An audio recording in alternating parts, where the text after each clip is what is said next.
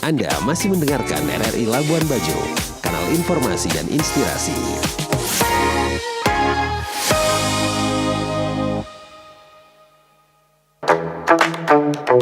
Zona Edukasi, acara yang memiliki konsep edukasi kepada masyarakat ini selalu mengangkat topik-topik aktual dan bersinggung langsung dengan fenomena sosial yang terjadi di masyarakat. Menghadirkan narasumber yang berkompeten di bidangnya untuk membahas berbagai macam isu. Zona Edukasi merupakan program edukasi hanya di Pro 1 RRI Stasiun Produksi Labuan Bajo yang disiarkan setiap hari Senin sampai Minggu pukul 19 sampai dengan 20 waktu Indonesia Tengah. Sesaat lagi kita ikuti Zona Edukasi, kanal informasi dan inspirasi.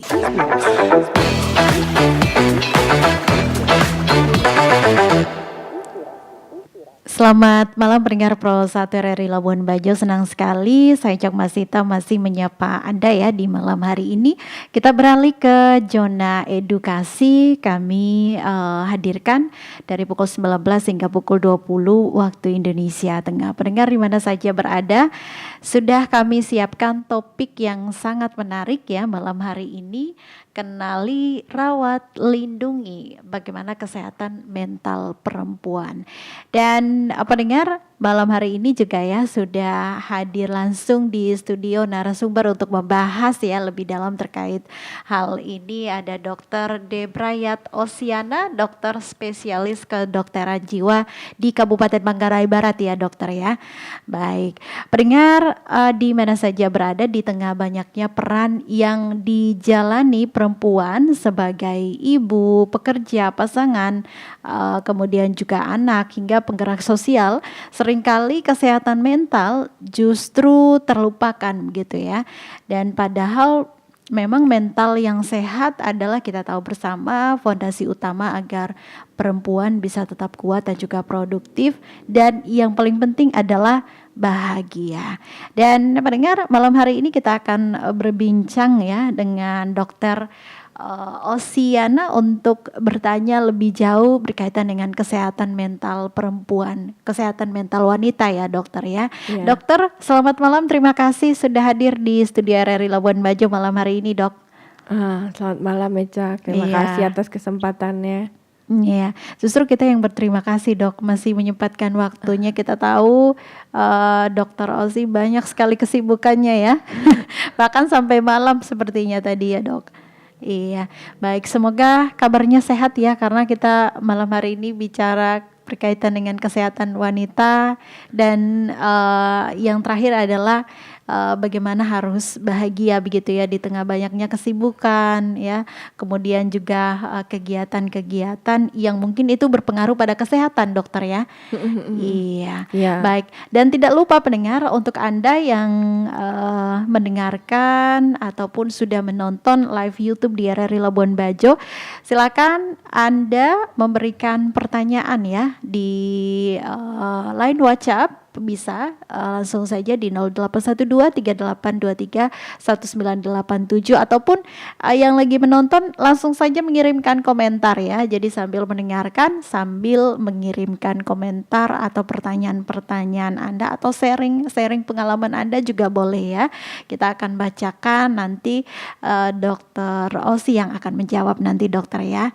Iya, boleh. Baik dokter, sebelum kita mengetahui lebih jauh akhirnya nanti dari dokter Osi begitu ya, kalau misalnya kita bicara soal kesehatan mental perempuan atau wanita begitu ya dok, hal apa sih yang paling sering terabaikan di masyarakat kita di saat-saat ini begitu dok, menurut dokter?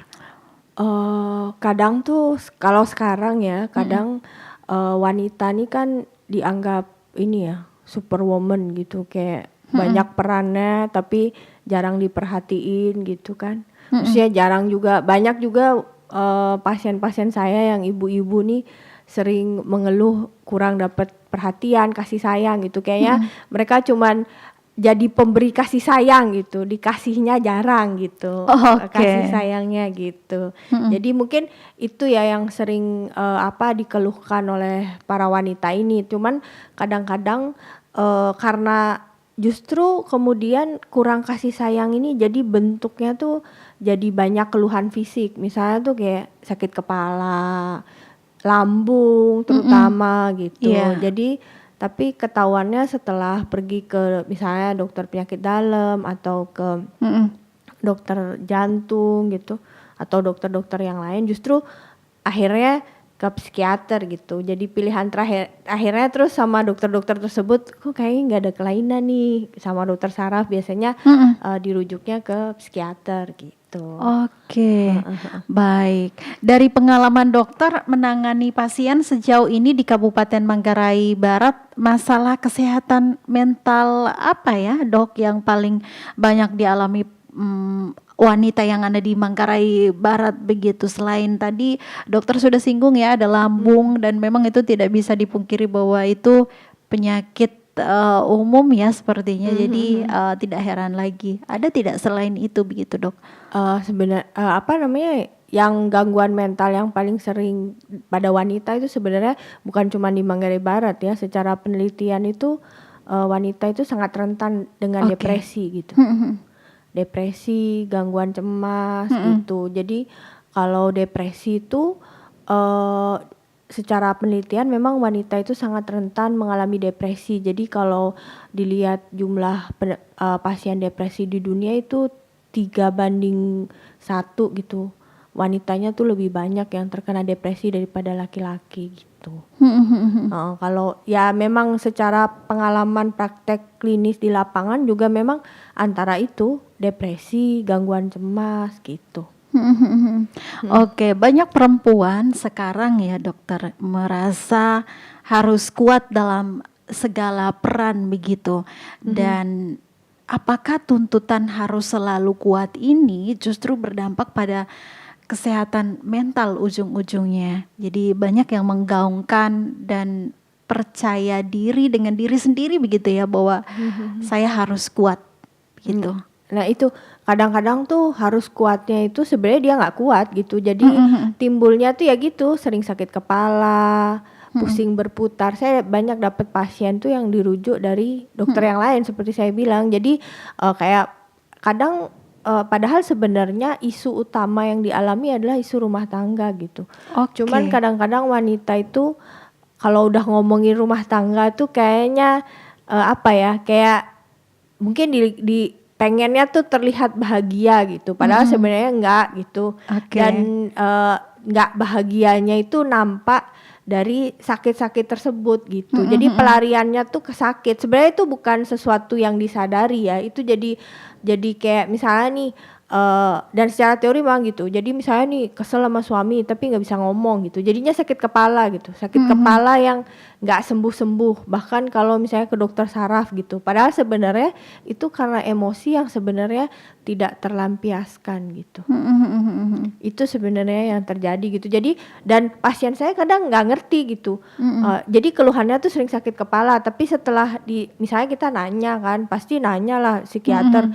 Bu kerja di mana, gini gitu, oh gini ya gitu, terus akhirnya ketahuan gitu masalah rumah tangganya, oh sama suaminya begini, jadi masalah sama anaknya begini gitu, oh jadi ternyata sumbernya tuh psikologi sebenarnya gitu. Ada tidak dok, ini menarik ya dok, beberapa pasien yang dokter tangani begitu ya, yang sudah disampaikan nih bahwa penyebab dasar dari sakit kepala ini sebenarnya dari masalah rumah tangga misalnya, atau keribetan mengurus anak misalnya, tapi ada yang masih ngotot begitu, tidak ini dok, ini bukan dasar dari situ begitu. Oh kan biasanya misalnya nih dia sakit kepala kan, misalnya kita pasti misalnya dia udah ke dokter saraf kan, terus biasanya mereka udah bawa CT scan kepalanya normal, atau kemudian saya cek lagi darah lengkap, misalnya darah lengkap laboratorium nih bu emang tidak ada kelainan gitu, ini normal sebenarnya gitu. Cuman kan memang kadang-kadang mereka merasa bahwa hal-hal itu adalah hal-hal yang wajar gitu. Maksudnya tuh kan wanita tuh selalu dituntut untuk seperti tadi berkorban gitu kan. Tanpa mereka sadari bahwa ternyata alam bawah sadar mereka tuh nggak kuat sebenarnya gitu. Makanya timbul sakit-sakit yang tadi gitu. tidak kuat dan perlu ditangani segera begitu ya. Oke. Dokter, ini kabar bahagia yang akhirnya kita semua tahu begitu ya. Oh, ternyata hal-hal yang misalnya bikin pusing itu dasarnya tidak selamanya dari lambung misalnya ya. Yang sebenarnya memang berasal dari depresi begitu ya. Dan ini alarm juga sebenarnya untuk kita semua. Dan mungkin ada banyak yang tidak sadar bahwa tanda-tanda awalnya itu emang seperti apa begitu, sehingga kita bisa tahu ini memicu depresi ini begitu. Apa saja tanda awal gangguan kesehatan mental pada wanita sebenarnya yang sering dianggap biasa saja atau ini cuma capek begitu? Biasanya sih yang paling umum ya itu sulit tidur sebenarnya. Maksudnya sulit tidur, terus terutama sih wanita-wanita nih harus mengenali perasaannya ya. Kadang tuh apapun perasaannya tuh ya tetap aja gitu, jadi ibu, jadi istri gitu kan. Sebenarnya itu harus bisa, hari ini tuh perasaanku apa sih, sedih, marah gitu. Dan itu adalah sebuah perasaan yang wajar menurut saya. Maksudnya sedih tuh ya semua orang pasti sedih. Cuman harus tahu ketika kok sedihnya berkepanjangan ya gitu. Kayak misalnya tiba-tiba sedih terus kayak saya kok nggak ada motivasi melakukan apapun. Misalnya harusnya masak tuh males banget ya masak gitu. Terus harusnya kan sebagai ibu tuh pasti pengennya misalnya nih, misalnya membayangkan masa depan, misalnya anakku tuh nanti sekolah di sini-sini, ketika dia kemudian pesimis dengan hidupnya, nah itu tanda-tanda depresi. Yang paling umum sih nggak bisa tidur ya gitu. Maksudnya kalaupun misalnya lambung tuh separah-parahnya harusnya dia bisa tidur. Tidur tuh kan sebuah sebuah mekanisme alami gitu. Itu yang paling ketika nggak bisa tidur tuh pasti ada sesuatu yang mengganggu sebenarnya gitu. Yang Jadi harus ini bukan diidentifikasi. sakit biasa ya. Tapi memang ada beberapa pasien yang memang gangguan lambung, tapi gangguan lambungnya pun dikasih obat nggak sembuh-sembuh gitu. Jadi kita selalu kerjasama gitu sama spesialis penyakit dalam. Jadi kita obati dua-duanya gitu. Oh begitu. Yes. Oke, baik. Dok, faktor apa sih yang paling sering memicu gangguan kesehatan mental pada wanita ini sebenarnya? Sejauh ini yang dokter lihat, apakah dari sisi keluarga yang tadi dokter jelaskan, atau ada tidak depresi ini dari sisi pekerjaan misalnya ya, atau relasi, mungkin hubungan pertemanan atau lingkungan sosial di masyarakat? Sebenarnya tuh semuanya ya. Saya pernah dapat pasien tuh semuanya. Misalnya mungkin yang paling umum sama pasangan kali ya, tapi tidak menutup kemungkinan tuh dari pekerjaan misalnya. Terus dari adat budaya gitu. Jadi ada pasien saya beberapa tuh yang mengeluhkan, misalnya contoh nih ya, dulu tuh dia datang dengan gangguan cemas gitu. Jadi kenapa ya kok lambung gitu. Jadi asam lambungnya naik, terus sesak nafas gitu. Terus tangannya suka gemeteran gitu. Ternyata penyebabnya itu adalah masalah budaya. Jadi keluarga suaminya itu sering datang ke tempatnya dia. Oke. Terus membuat dia, jadi dia punya anak balita gitu ya. Terus dia udah ngurus anak, terus ngurus keluarga suaminya, masak berkali-kali gitu. Itu lelah sebenarnya kan, lelah mental, lelah fisik gitu. Ternyata sumbernya tuh dari situ gitu. Jadi keluhannya yang dia asam lambung gak sembuh-sembuh tuh karena dia merasa bahwa kok keluarga suaminya tuh datang 5-6 orang dari kampung setiap minggu datang dan melelahkan gitu. Tapi kan dianggap itu adalah kewajiban dia sebagai istri gitu. Itu contoh nyata gitu. Tapi kemudian ketika kemudian dia menyadari bahwa itu adalah sumbernya, kemudian dia bilang sama suaminya bahwa ini tuh berat buat saya, ini buat saya nggak nyaman. Justru itu yang membuat dia sembuh kemudian. Oke. Terus akhirnya suaminya tuh membuat batasan bahwa ya kalau nggak penting-penting amat jangan ke rumah gitu. Oke. Bener, itu nyata kok ininya gitu. Akhirnya setelah itu ada perubahan. Iya, dan sekarang udah selesai berobat dia. Tapi kan begitu. nyari kausanya itu memang agak lama gitu. Dia pun tidak menyadari bahwa sebenarnya itu hal yang membuat dia tidak nyaman gitu. Ada beberapa kok yang faktor sosial itu berpengaruh. Misalnya contoh nih, suaminya itu penghasilannya cuman ya cukup lah untuk mereka keluarga, tapi ntar datang keluarga suaminya yang minta ini itu, dan kadang nggak enak kan sama keluarga, jadi kepentingan keluarga kecil ini dikorbankan gitu. Dan itu menjadi gangguan mental tuh ada. Iya, apalagi perempuan.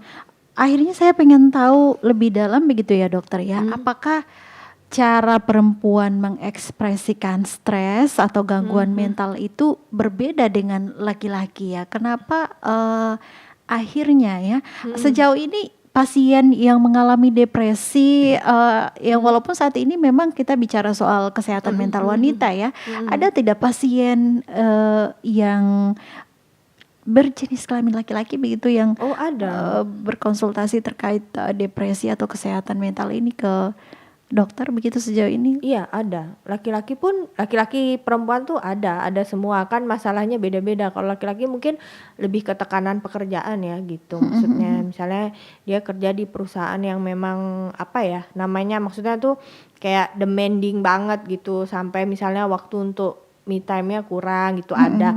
Cuman memang laki-laki ini memang jumlahnya lebih sedikit, karena biasanya laki-laki itu kalau dia lagi cemas atau depresi, pelariannya kan rokok, alkohol. Iya. Kalau perempuan kan enggak. Iya. Pelariannya biasanya sakit tadi.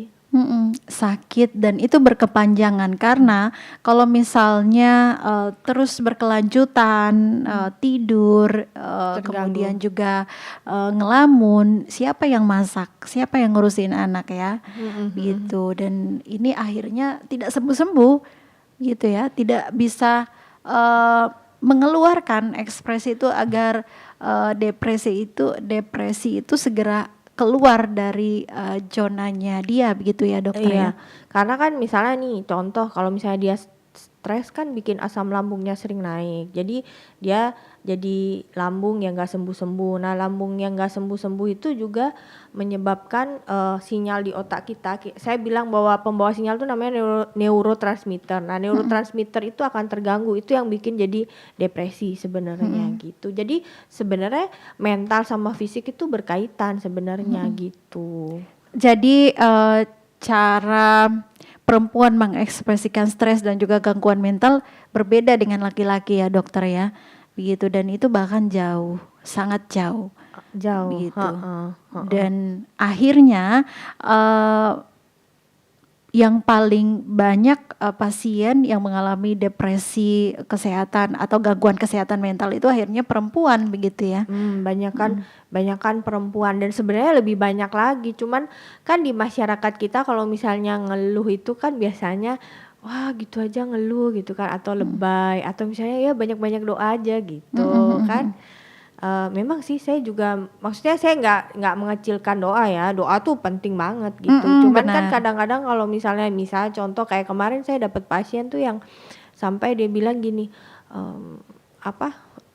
dia bilang kayaknya saya lebih baik mati aja dok gitu. Itu kan nggak bisa selesai dengan doa menurut saya. Iya, tidak bisa dikuatkan dengan saran-saran sepintas seperti itu begitu ya.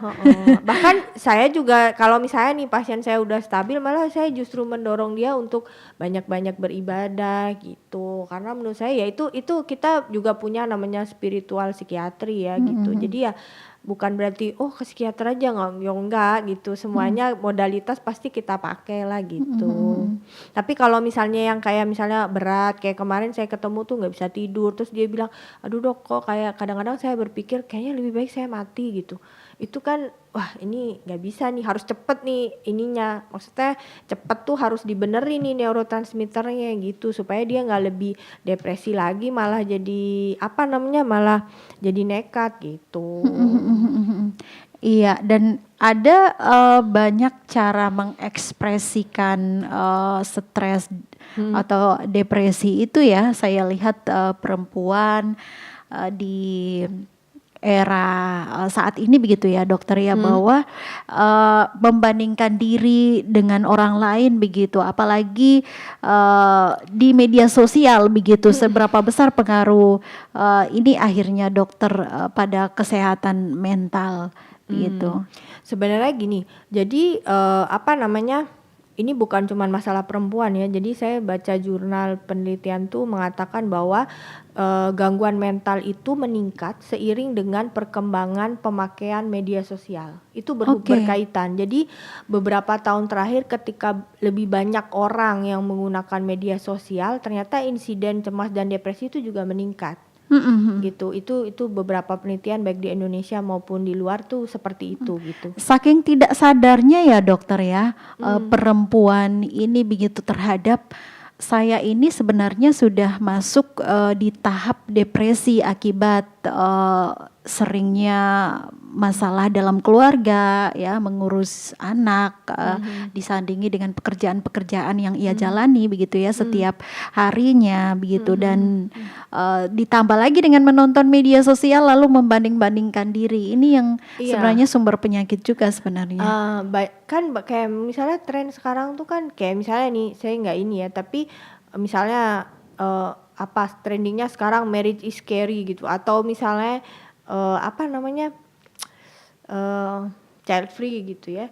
Nah itu kan, atau misalnya contoh nih ya, misalnya banyak yang bilang kok rumah tangga saya nggak bahagia gitu kan, terus ngelihat di media sosial, ini romantis banget, terus kayak tiba-tiba banyak sih istri-istri tuh yang datang ke saya tanya gini, dok suami saya NPD ya gitu. Banyak tuh, karena saya tahu mereka nonton media sosial gitu. Padahal sebenarnya pernikahan itu kan memang kalau misalnya kita menikah untuk nyari bahagia, kayaknya bukan di situ tempatnya gitu. Sebenarnya pernikahan itu adalah apa namanya, lembaga yang sah untuk, menurut saya sih, punya anak dan sebagainya, legalitasnya gitu. Dan itu tempat belajar untuk berkompromi dan saling mengerti gitu, bukan untuk nyari kebahagiaan menurut saya. Karena ya dua orang menikah dengan misalnya sudah, pasti kan beda gender kan, cowok sama cewek tuh pasti point of view-nya pasti beda, pas konflik tuh pasti ada, nggak mungkin nggak ada konflik di pernikahan tuh, menurut saya nggak masuk akal gitu.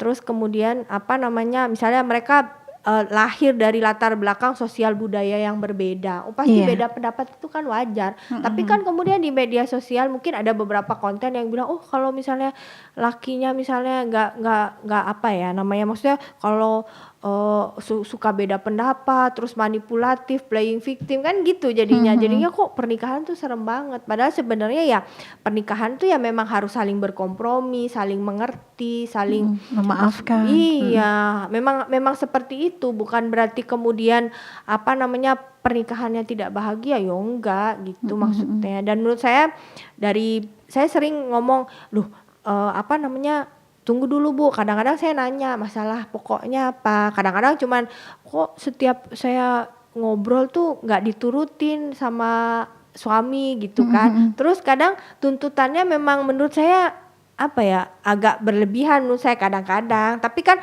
saya dapat punya klien tuh laki-laki perempuan. Jadi saya bisa ngelihat point of view-nya tuh, ternyata masalahnya bukan di situ sebenarnya gitu. Kadang-kadang kan misalnya laki-laki tuh simple aja sih sebenarnya, misalnya pengennya tuh misalnya pulang kantor dibikinin kopi, diambilin makan gitu kan. Tapi tuh kadang-kadang mungkin kalau kita ngelihat di ini, misalnya nih ada media sosial yang kayak, wah patriarki banget sih, makan aja harus diambilin gitu. Padahal sebenarnya itu kan mungkin bentuk kasih sayang aja. Kadang-kadang kan seorang istri, saya nggak menyalahkan wanita juga ya, kadang-kadang kalau udah jadi ibu tuh jadi ibu aja gitu, lupa jadi istri gitu. Gitu kadang-kadang sih saya juga ngasih point of view-nya, misalnya kan itu wajar-wajar aja kan, tuntutan ngambilin makan untuk suami menurut saya itu sebuah kewajaran ya, kecuali misalnya suaminya mungkin KDRT atau misalnya apa namanya ya, punya pasangan lain. Nah itu mungkin perlu dibicarakan lagi yang begitu gitu. Ataupun judi misalnya. Judi ya, online itu juga salah satu yang beberapa wanita tuh yang datang semakin marak tuh sekarang tuh ketika suaminya punya kebiasaan judi online. Gitu. Oke, baik dokter, dari semua ini begitu ya dokter ya, ada banyak perempuan yang depresi dan bahkan banyak yang tidak menyadari ataupun ya mungkin yang dokter jelas ini adalah pengalaman pasien-pasien yang datang langsung ke dokter begitu ya. Nah, bagaimana nasib para wanita di luar sana yang belum sama sekali ke dokter jiwa begitu ya, dan mengalami depresi itu setiap hari, bahkan itu makanan sehari-hari begitu ya. Apa kabarnya sekarang begitu, dokter?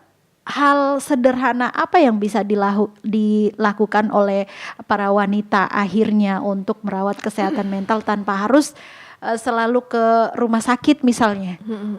Jadi apa namanya, sebenarnya depresi itu kan sebenarnya kekurangan hormon serotonin ya, hormon kebahagiaan gitu sebenarnya. Nah, wanita itu memang harus punya me time misalnya. Me time itu kan kayak sendiri gitu, melakukan hal-hal yang bikin happy aja gitu.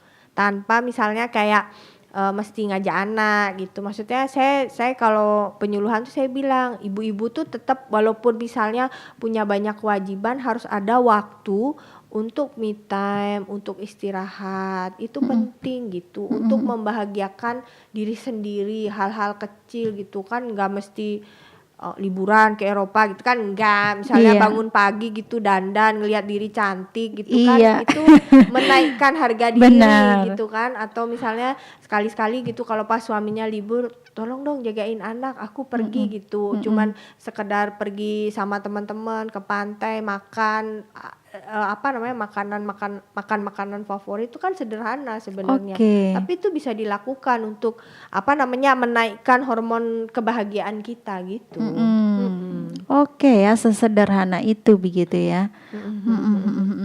Oke, baik, mungkin dari cara mengekspresikan sebenarnya dokter ya, jadi tidak hanya laki-laki saja, misalnya kalau ada persoalan ya keluar begitu, cari teman ya, yang walaupun dengan cara-cara yang salah tadi ya dokter ya, minum, judi ya, nongkrong dengan teman-temannya begitu. Sebenarnya kita wanita juga bisa dokter ya, ke pantai sendiri, tapi permasalahannya adalah mungkin karena kebiasaan budaya adat istiadat ya, jadi adanya persepsi, misalnya takut dikaitkan dengan persepsi yang mengarah ke negatif, misalnya kok sudah ibu-ibu harus nongkrong ya, pergi sendiri, ini kenapa begitu, anaknya ditinggali sendiri. Jadi sebenarnya ya perempuan ini serba salah begitu ya dokter ya. Tetapi ini sebenarnya harus dilawan kalau memang benar-benar kita paham dan itu membuat kita bahagia begitu dokter ya. Iya. Gitu, hindari persepsi ini. Iya. Sebenarnya tuh kan maksudnya tetap wanita itu harus apa namanya, harus ada me time, harus punya apa namanya, jangan merasa bersalah kalau kita pengen membahagiakan diri sendiri gitu. Hidup tuh sebenarnya keseimbangan aja. Ya salah juga kalau misalnya ninggalin anak misalnya 1 hari penuh gitu, misal contoh nih ya, contoh maksudnya. Tapi kan kalau misalnya cuma 1-2 jam atau misalnya ke salon gitu kan, itu menurut saya bukan sesuatu yang apa ya, bukan dosa besar gitu sebenarnya. Jadi itu sebenarnya tradisi yang mungkin kita bisa edukasikan ke sesama wanita bahwa apa namanya, jangan sibuk ya, maksudnya kita harus menyeimbangkan antara kita membahagiakan pasangan, anak, dan membahagiakan diri sendiri. Itu penting gitu, supaya kalau misalnya contoh nih, kita nggak bahagia, gimana anak kita bahagia kalau misalnya ibunya juga nggak bahagia, karena itu sangat-sangat berpengaruh gitu. Peran ibu menyehatkan, kalau misalnya dokter karena dokter perempuan nih gitu, bukan saya karena dokter perempuan gitu, tapi secara teori kalau misalnya kita pengen anak-anak kita bahagia, ibunya itu harus bahagia bahkan dari dia mulai hamil. Iya. Karena apa namanya, perasaan ibu, neurotransmitter ibu itu akan mempengaruhi neurotransmitter bayi. Kalau misalnya kita nggak mau anak kita gangguan mental, ibunya mesti bahagia. Oke, baik ya. Baik, menarik dokter ya. Seperti yang sudah kita janjikan di awal, kita akan bacakan pertanyaan-pertanyaan yang sudah masuk dan sudah bergabung malam hari ini dokter ya. Kita akan bacakan satu persatu. Namun sebelum itu kita jeda dulu, hadirkan satu lagu untuk Anda yang belum mengirimkan pertanyaan ataupun responsnya. Silakan langsung saja di 081238231987.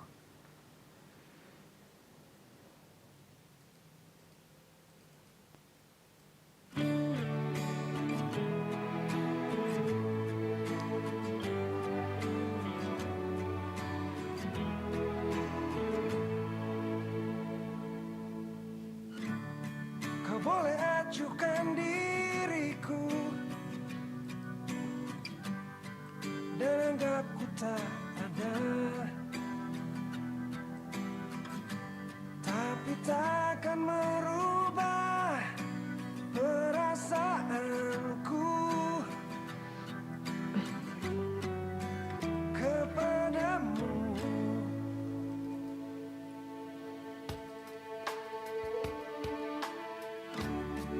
Yakin pasti suatu saat semua akan terjadi. Kau akan mencintaiku dan tak akan pernah melepasku.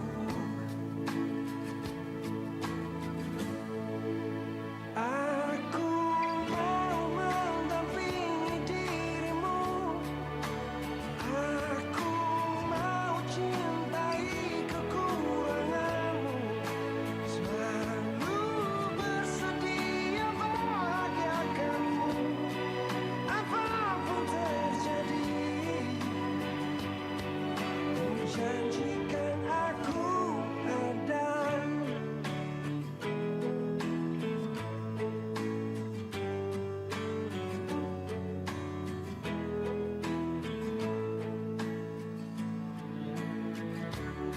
Kau boleh jauhi diriku, namun ku percaya kau akan mencintaiku dan tak akan pernah melepasku.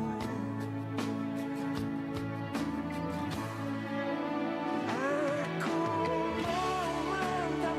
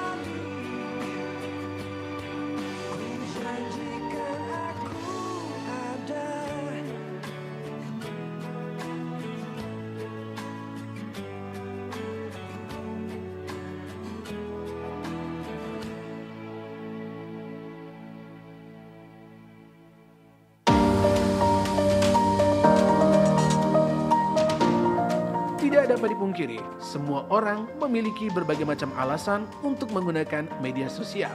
Seperti untuk berinteraksi, untuk mengisi waktu luang, mencari konten hiburan, dan ingin mengetahui berita atau peristiwa terkini. Akan tetapi, kegiatan seru di dunia maya seringkali membuat orang lupa pada kegiatan penting yang harus dilakukan dengan orang-orang di dunia nyata. Hal itu akan menyebabkan seseorang menjadi sulit untuk lepas dari media sosial, bahkan ketika akan tidur dan bangun tidur sekalipun. Ayo, mulailah untuk tegas pada diri sendiri agar kehidupanmu lebih seimbang dengan cara: pertama, beri batasan waktu dalam penggunaan media sosial. Kedua, lakukan puasa media sosial. Ketiga, usahakan untuk berinteraksi dengan orang-orang di dunia nyata. Keempat, lakukan kegiatan positif yang disukai. Dan kelima, perbanyak waktu untuk diri sendiri. Teman-teman, melepaskan kebiasaan buruk dari gadget memang tidak mudah ya, tapi bukan berarti tidak bisa. Oleh karena itu, ayo mulai sekarang tegas pada diri sendiri untuk tidak lagi ketergantungan pada media sosial.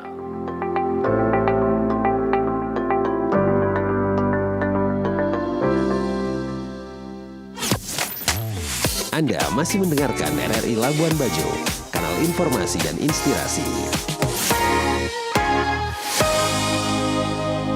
Kita masih di program Zona Edukasi, pendengar Pro 1 RRI Labuan Bajo, masih dengan Dr. Osi ya, dengan topik kenali, rawat, lindungi kesehatan mental pada perempuan. Baik, untuk Anda yang belum bertanya silakan ya, kami masih menunggu di 081238231987. Untuk Anda yang baru bergabung, selamat bergabung ya di Pro 1 RRI Labuan Bajo, program Zona Edukasi malam hari ini. Dokter, kita akan bacakan pertanyaannya ya dokter ya, sudah banyak sekali yang mengirimkan pertanyaan malam hari ini. Mulai dari siapa ya, ini tidak menyebutkan namanya.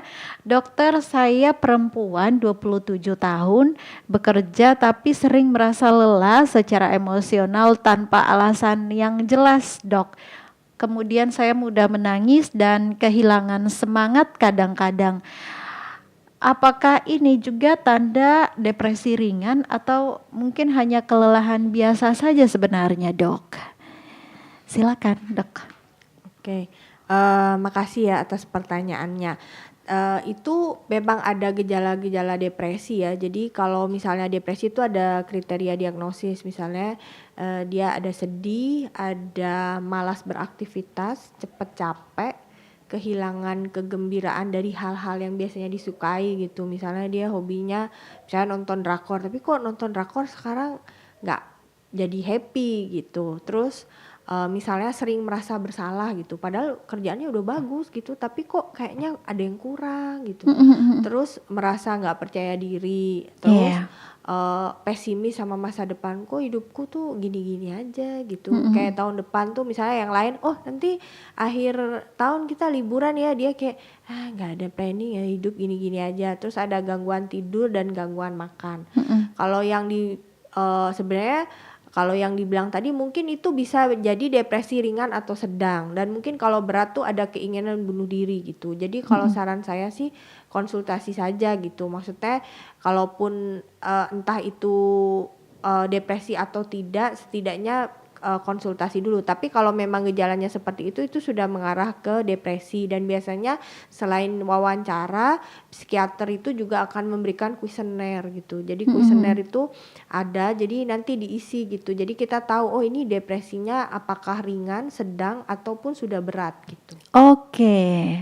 Baik ya, semoga tersampaikan jawabannya. Kita akan bacakan siapa lagi ini ya, dari Syaferin Sernaru.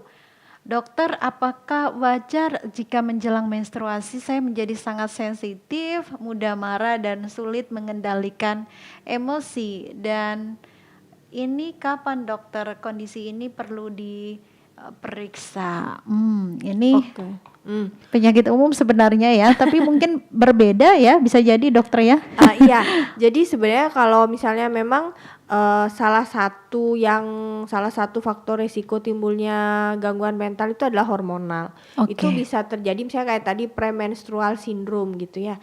Jadi kalau misalnya nih itu tuh wajar kalau misalnya dia berlangsung 1 minggu misalnya sebelum menstruasi, itu wajar. Tapi kalau misalnya tuh bahkan setelah menstruasi masih marah, masih tersinggung, terus level kemarahannya tuh seberapa?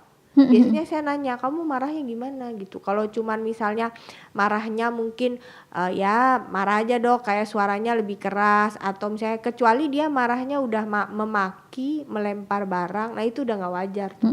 Itu harus perlu konsultasi gitu. Oke. Dan hormonal ini bisa juga terjadi pada ibu-ibu yang hamil dan melahirkan. Itu ada namanya depresi postpartum atau psikotik postpartum. Ini supaya edukasi juga ke masyarakat. Kalau misalnya kok habis melahirkan dia jadi sering misalnya halusinasi gitu. Misalnya Iya. melihat sesuatu atau jadi ketakutan, gak mau menyusui bayinya.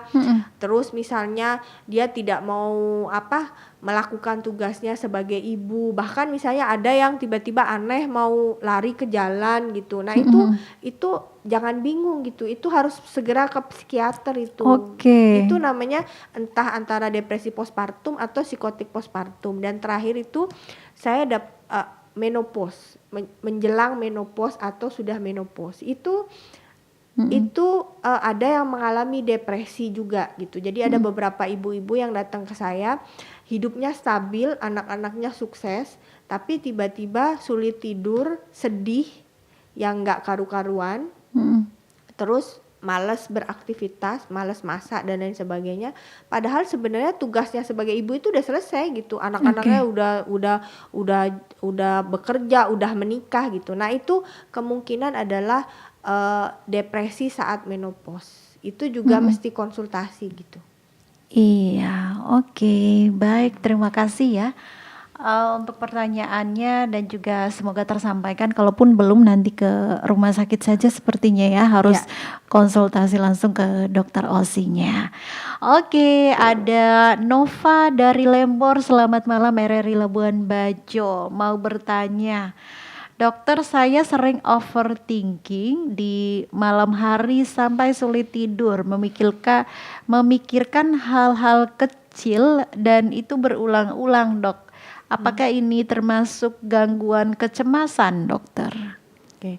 Jadi gangguan cemas itu kriteria gejalanya itu ada 3. Yang pertama adalah merasa bahwa dirinya berada di kesulitan gitu, atau memikirkan masa depan keluarganya. Misal contoh nih, sering tuh gini, kayaknya aku sakit berat, terus nanti kalau aku mati anak-anakku gimana ya? Padahal sebenarnya dia nggak sakit berat gitu. Sering tuh memikirkan masa depan, nanti kalau aku mati anak-anakku gimana. Terus ada gejala lainnya, misalnya tuh ada sesak nafas, ada pusing berputar, ada takut jatuh, ada tiba-tiba kayak berdiri tuh mau pingsan. Terus misalnya mual, muntah, terus ada jantungnya sering berdebar gitu, sering berpikir apakah aku sakit jantung ya, apakah aku nih misalnya kanker otak, atau apakah aku stroke. Itu tuh khas untuk gangguan cemas. Yang terakhir tuh lebih mudah tersinggung, gampang emosian, terus dia gelisah aja gitu, tiap hari tuh kayak nggak nyaman gitu dan sulit tidur gitu. Itu tanda dan gejalanya. Tapi ya itu, kalau merasa bahwa kok orang lain tuh hidupnya tenang, kok saya banyak yang dipikirin sampai nggak bisa tidur. Nah itu mungkin gejala cemas. Sebaiknya sih dipastikan ya, maksudnya ini saya cemas apa enggak. Karena kan kalau misalnya prinsipnya gangguan mental itu semakin cepat ditangani, semakin cepat sembuhnya. Oke. Baik ya, jadi kalau memang ada gejala-gejala seperti itu, segera tangani ya. Jangan sampai hal-hal yang tidak diinginkan terjadi, begitu ya dokter ya.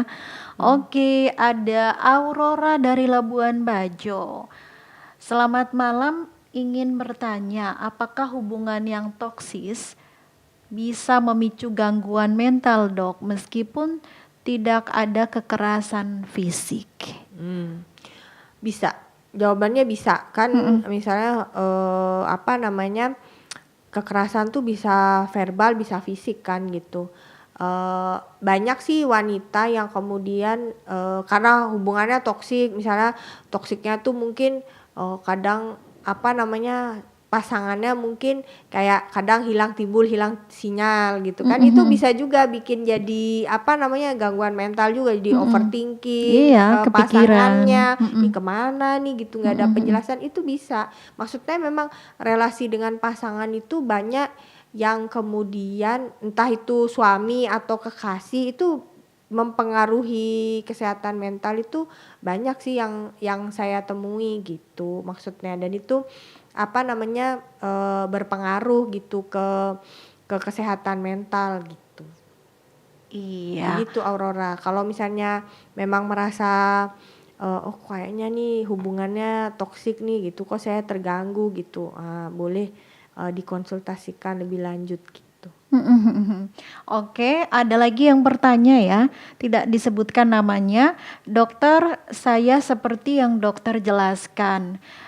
Ini kira-kira bagaimana cara menghentikan pikiran negatif yang terus muncul, Dok? Meski kondisi hidup sebenarnya baik-baik saja dibandingkan orang lain yang saya lihat di luar sana lebih menderita daripada saya. Nah itu sebenarnya itu harus apa namanya, kalau misalnya nih ya, kalau mau misalnya belum mau konsultasi nih, bisa dengan breathing teknik relaksasi. Misalnya itu bisa dilakukan pagi sama malam. Misalnya tuh karena gini, overthinking tuh biasanya lebih aktif saraf simpatis daripada parasimpatis.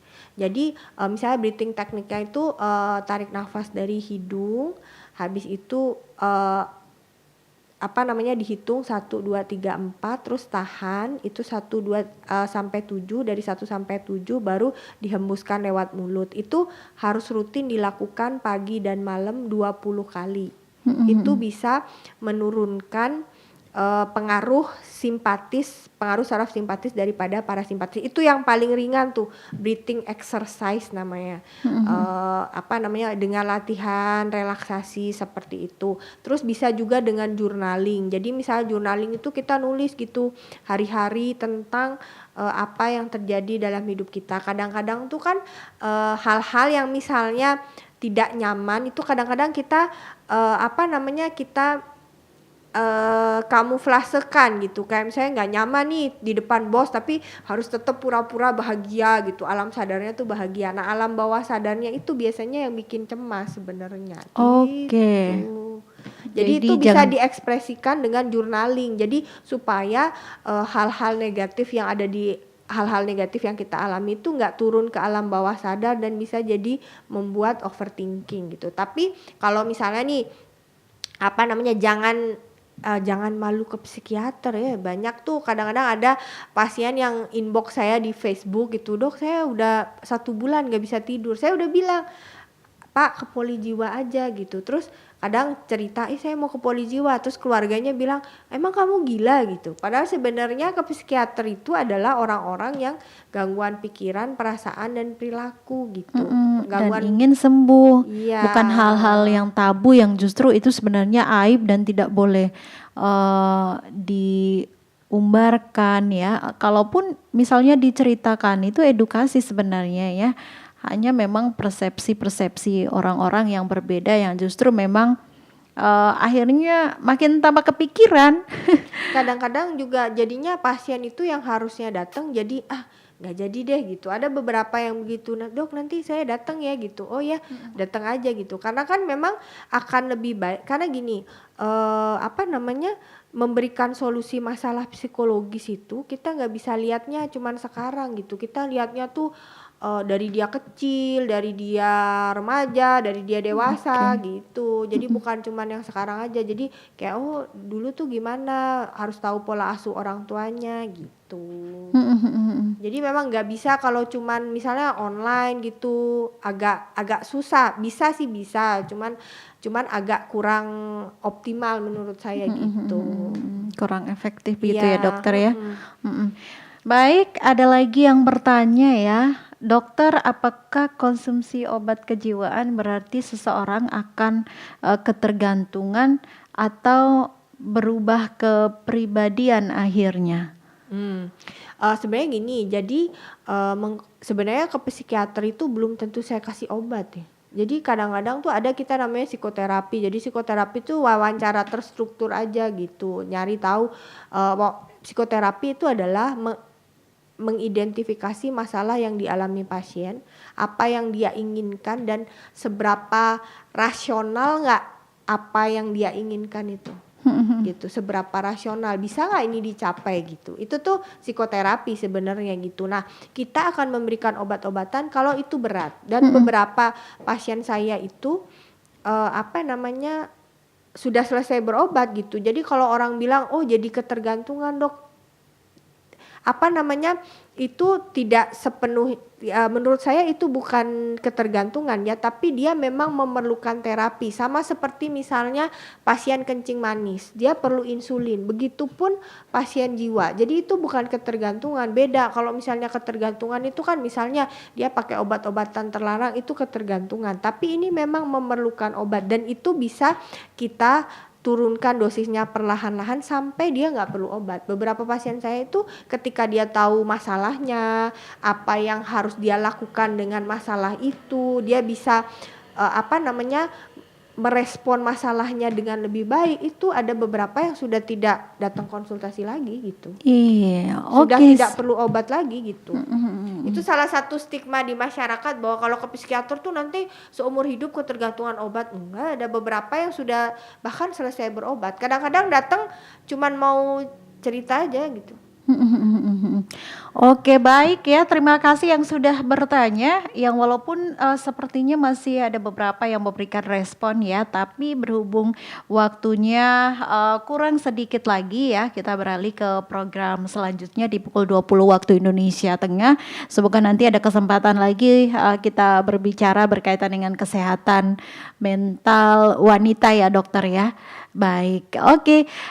Yang juga mungkin ya masih belum puas, ingin bertanya lebih dalam lagi, langsung saja ke Dokter Osi nanti ya di Rumah Sakit Siloam Labuan Bajo. Kemudian juga nanti hubungi langsung saja ya Dokter Osi, atau mungkin Dokter Osi nanti bisa spill media sosialnya mungkin ya, bisa ya dokter ya. Oke, baik dokter, sebelum nanti mungkin ada pesan yang ingin disampaikan dokter di akhir sesi nanti dokter ya. Dokter, seberapa penting akhirnya peran keluarga menurut dokter dan juga pasangan dalam proses pemulihan kesehatan mental wanita dokter? Sangat penting ya. Maksudnya di sebuah keluarga itu sebenarnya wanita itu adalah menurut saya ujung tombak generasi gitu. Kalau misalnya mau generasinya sehat, maka ibu itu harus diberikan kasih sayang gitu, baik oleh pasangan maupun keluarga besarnya gitu. Jadi itu sangat-sangat berpengaruh gitu. Iya. Dokter, jika mungkin ingin dirangkum satu pesan penting apa yang ingin dokter sampaikan agar wanita saat ini lebih peduli pada kesehatan mentalnya? Mungkin untuk para wanita, entah dia istri, entah dia ibu, atau entah dia seorang wanita yang single gitu ya, apapun peranmu, jangan lupa mencintai diri sendiri. Baik, jangan lupa mencintai diri sendiri ya. Oke, seperti me time tadi. Oke, dokter, spill media sosialnya mungkin dokter? Oh iya, enggak. Media sosial saya tuh Debrayat Oceana, udah. Oke ya, sesuai. namanya ternyata. Oke, dokter, terima kasih edukasinya malam hari ini ya. Akhirnya kita mengetahui banyak hal, dan untuk Anda pendengar ingatlah bahwa menjaga kesehatan mental bukan tanda lemah ya, atau hal-hal tabu yang harus disembunyikan, harus ditutup-tutupi begitu ya. Tapi bentuk cinta pada diri sendiri agar lebih pulih.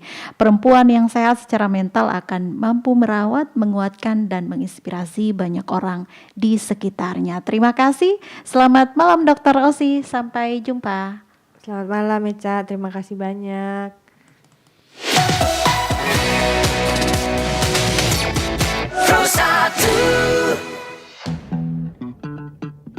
Terima kasih Anda telah mengikuti acara Zona Edukasi Pro 1 RRI Stasiun Produksi Labuan Bajo, kanal informasi dan inspirasi.